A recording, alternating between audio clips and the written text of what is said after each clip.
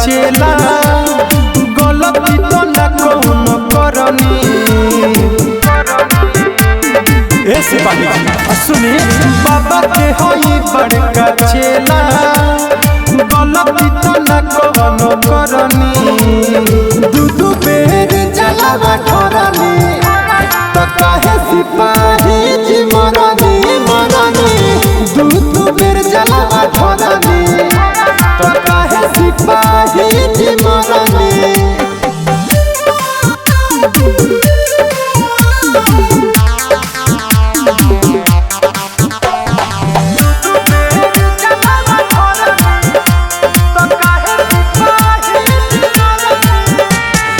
रउआ बुझाइल गसती में डूबल रनी बाबा के भगती में।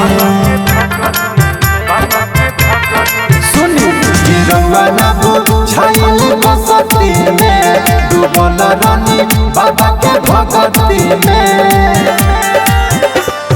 लागल बा बड़ी चोटवा हम फेरा में पड़नी।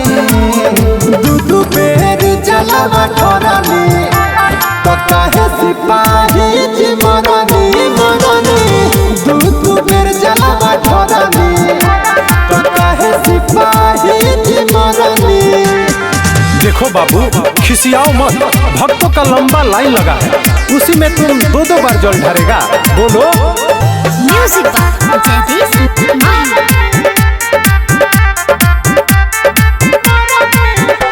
पहिला बेर बाबा के धाम आईनी कि मारी हमें ठीक न काम कईनी।